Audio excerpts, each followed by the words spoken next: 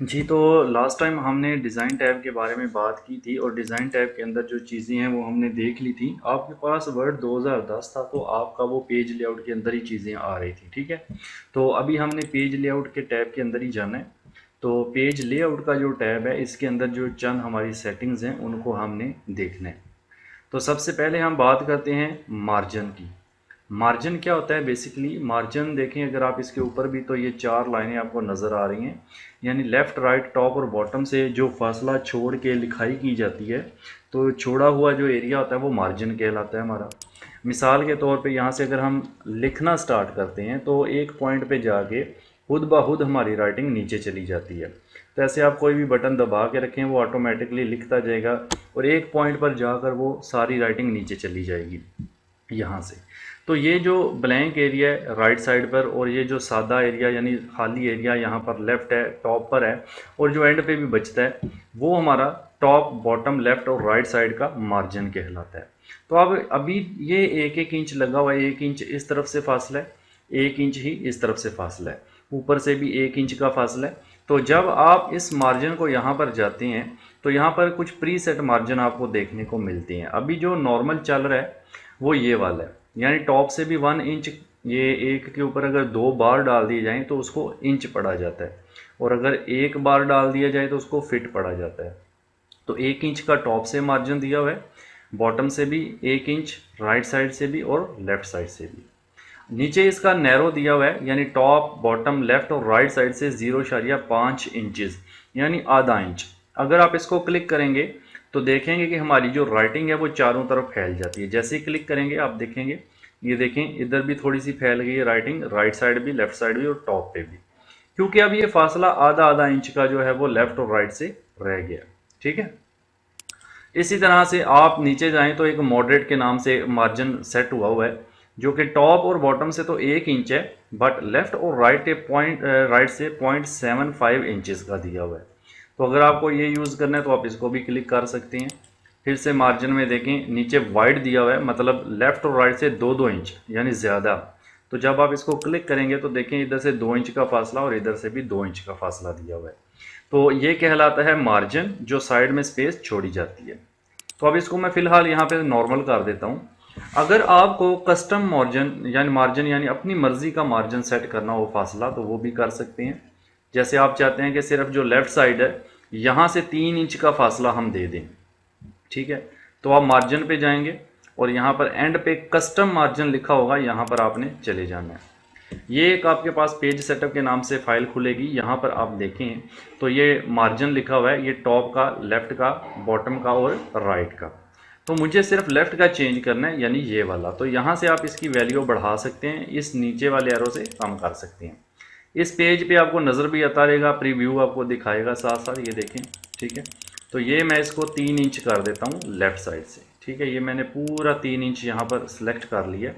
अब ओके करते हैं तो ये देखें इधर से 3 इंच का डिस्टेंस है। अब आप अगर लिखते जाएं तो वो इससे पीछे नहीं जाएगा, आगे आगे लिखता जाएगा इस तरह से। तो ये सेट हो चुका है 3 इंच का फासला यानी मार्जिन। तो अगेन मैं इसको यहाँ से नॉर्मल कर देता हूँ।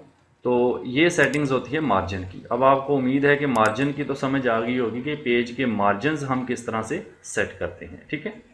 नाउ अगली चीज़ जो इसके अंदर आती है वो ओरिएंटेशन ऑफ पेज होती है, पेज की ओरिएंटेशन यानी तरतीब। अब तरतीब से क्या मुराद है, पहले मैं इसका जूम थोड़ा कम करके आपको दिखाता हूँ, पूरा पेज आपको नज़र आएगा। ये देखिए, ये आपको पूरा पेज नज़र आ रहा है, ठीक है ना। अच्छा, इसको मैं डिज़ाइन में जाके एक बॉर्डर भी अप्लाई कर देता हूँ, जैसा कि ऑलरेडी हम बॉर्डर कमांड कर चुके हैं, वो आपके पेज लेआउट के टैब में मौजूद है। तो मैं अगेन पेज लेआउट के अंदर जाता हूँ, ठीक है। तो ये पेज ऐसे बिल्कुल स्ट्रेट है, वर्टिकल है, ठीक है ना। तो अगर मैं इसको उल्टाना चाहता हूँ तो यहाँ से ओरिएंटेशन देखें, ये सीधा है बिल्कुल स्ट्रेट, और यहाँ पे ये उलट जाता है, यानी जो पेज की चौड़ाई है वो ऊंचाई बन जाती है, जो ऊंचाई है वो चौड़ाई। जैसे इसको क्लिक करेंगे तो ये उलट गया ऐसे, ठीक है। तो इसकी मिसाल मैं आपको एक देता हूँ यहाँ पर इस तरह से, कि यहाँ पे मैं इंसर्ट में जाके एक लाइन बना के आपको समझाता हूँ। यहाँ से मैंने एक लाइन ली, देखें मैंने यहाँ पे एक लाइन ड्रॉ की, ये लाइन है बिल्कुल स्ट्रेट सीधी, ठीक है। इस तरह से पेज नज़र आ रहा है वर्टिकल हमें। तो जब मैं इसकी ओरिएंटेशन लैंडस्केप करता हूँ तो फिर ये हमें कैसे नज़र आता है, ये ऐसे उलट जाता है, ठीक है। यानी ये इस तरह से हो जाता है। इस तरह से, ठीक है। इसकी मिसाल एक और मैं आपको लाइन की बजाय रेक्टेंगल से समझा देता हूँ। जैसे यहाँ पर आप समझें कि ये एक हमारे पास ऐसे पेज है, ये भी लंबाई के रूप में है, ठीक है। तो जब इसको उल्टाएंगे तो ये इस तरह से हो जाएगा। ये लैंडस्केप है और ये इसकी पोर्ट्रेट सेटिंग है। कुछ प्रिंट होते हैं जो हमने सीधे निकालने होते हैं पेज पे, कुछ जो कॉलम ज़्यादा होते हैं। जब हम टेबल बनाते हैं, टेबल कमांड आपने यहाँ पे पढ़ी है, जब हम टेबल बनाते हैं तो उसमें अगर कॉलम्स की तादाद ज़्यादा हो जाती है तो हमें उसको लैंडस्केप करके प्रिंट निकालना पड़ता है, ठीक है। तो ये पेज की तरतीब होती है। इसको मैं जूम कम करूँ तो अभी लैंडस्केप है, पेज लेआउट में जाते हैं, ओरिएंटेशन इसकी पोर्ट्रेट कर देते हैं, तो ये अब सीधा हो गया, ठीक है। उसके बाद आता है पेज का साइज़। देखें मार्केट में भी जो पेज ज़्यादातर अवेलेबल हैं हमारे यहाँ, लेटर साइज़ और A4 साइज़ ज़्यादातर चलते हैं कॉलेजेस में, स्कूल्स में, यूनिवर्सिटीज़ में, कंपनीज़ में। और लीगल साइज़ एक होता है। अच्छा पहले साइज़ देख लें। जो लेटर साइज़ होता है उसका साइज़ होता है 8.5 इंच मल्टीप्लाई बाई, यानी मल्टीप्लाई का मतलब होता है बाय, यानी 11 इंचज़, यानी 8.5 इंच, 8.5 इंच इसकी चौड़ाई होती है। चौड़ाई कौन सी होती है? ये वाली, ये ऊपर वाली, ये जो मैं माउस फेर रहा हूँ, ठीक है। ये चौड़ाई कितनी है? 8.5 इंच। और इसकी ऊंचाई कितनी होती है? 11 इंच, यानी यहाँ से लेके यहाँ तक ये जो हाइट है ये 11 इंचज़ होती है इसकी लेटर साइज़ की। और अगर बात करें A4 की तो इसमें चौड़ाई देखें 8.27 इंचज़ होती है, जबकि ऊंचाई 11.69, थोड़ा सा ही फ़र्क है। अगर लीगल की बात की जाए तो इसमें पेज ज़्यादा लंबा हो जाता है। चौड़ाई तो सेम है 8.5 इंच, लेकिन उसकी जो हाइट है वो 14 इंच होती है। जैसे ही मैं इसको क्लिक करूंगा आप देखेंगे पीछे पेज का साइज़ भी बढ़ जाएगा। तो मैं इसको क्लिक करता हूँ, नाउ यू कैन सी कि आपके पेज का साइज़ भी बढ़ गया, ठीक है। तो इस तरह से हम लेटर साइज़ पेज भी यूज़ कर सकते हैं, लीगल साइज़ भी। कुछ दफ्तरों में लीगल साइज़ भी इस्तेमाल होते हैं। वैसे ये ज़्यादातर कोर्ट कचहरी के मामलात में इस्तेमाल होते हैं, कानूनी कार्रवाइयों में। बाकी कंपनीज़ में, स्कूल्स में, कॉलेजेस में वगैरह वगैरह ज़्यादातर A4 या लेटर साइज़ पेजेस का इस्तेमाल ही किया जाता है। इसके अलावा और भी मुख्तलिफ़ किस्म के साइज़ के पेजेस आपको यहाँ पर दिए हुए हैं। कोई भी अगर आपको साइज़ सेलेक्ट करके अपना डॉक्यूमेंट क्रिएट करना है तो कर सकते हैं। इसके अलावा मोर पेपर साइज़ यहाँ पर अवेलेबल होता है। यहाँ पर जाकर आप अपनी मर्ज़ी का साइज़ भी पेज का बना सकते हैं। मिसाल के तौर पर आपको एक स्टूडेंट कार्ड बनाना है तो उसकी विड्थ आप ले लें यहाँ पर 3.5 इंचज़, और उसकी जो हाइट है वो आप 2 ले लें, 2 इंचज़ ले लें, ठीक है। तो ये नीचे देखें प्रीव्यू में भी आपको दिखा रहा है। ओके करेंगे तो उसी साइज़ का आपका जो पेपर है वो कन्वर्ट करेगा, ठीक है। अच्छा अभी यहाँ पे वो कह रहा है, गौर से मैसेज दें, the top bottom margin are too large for the page. तो क्योंकि इसके मार्जिन ज़्यादा हैं तो हमें देखिए मार्जिन यहाँ भी दिए हुए हैं, यहाँ मार्जिन पे जाए ना तो ये मार्जिन आपने कम करने हैं, ठीक है। तो ये मार्जिन कम करने के लिए हम इसको यहाँ से कम वैल्यू पे ले जाते हैं, ज़्यादा कम भी नहीं। मैं इसको 0.2 कर देता हूँ सारे को। इधर टॉप का भी 0.2, 0.2 बॉटम का भी, 0.2 लेफ़्ट साइड से एंड 0.2 राइट साइड से, ठीक है।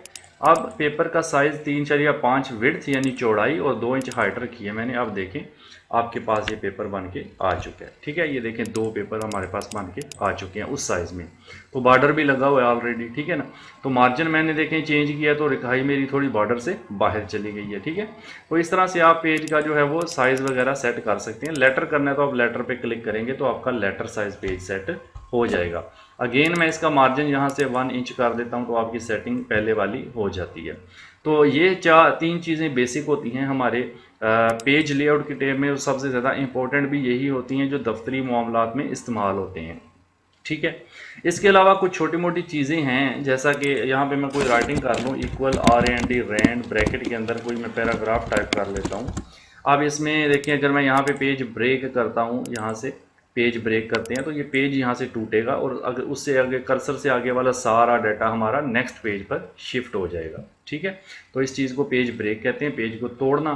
तो उससे आगे आगे जितना भी डाटा होता है, यानी जहाँ पे मेरा कर्सर है, अगर मैं यहाँ से पेज ब्रेक करता हूँ तो इससे आगे मेरा सारा डाटा आगे शिफ्ट हो जाएगा नेक्स्ट पेज के ऊपर। तो मैं अंडू कर देता हूँ, Ctrl+Z शॉर्टकट होता है। इसके अलावा Ctrl+A से आप सेलेक्ट ऑल करें और यहाँ पे लाइन नंबर दिए गए हैं। कंटिन्यूस का मतलब है कि देखें हर लाइन के साथ एक नंबर लग गया। होम में जो आपने नंबरिंग देखी थी यहाँ से तो पैराग्राफ को नंबर लगता है ना, तो यहाँ से आपने हर लाइन के साथ एक नंबर लगा दिया, ठीक है।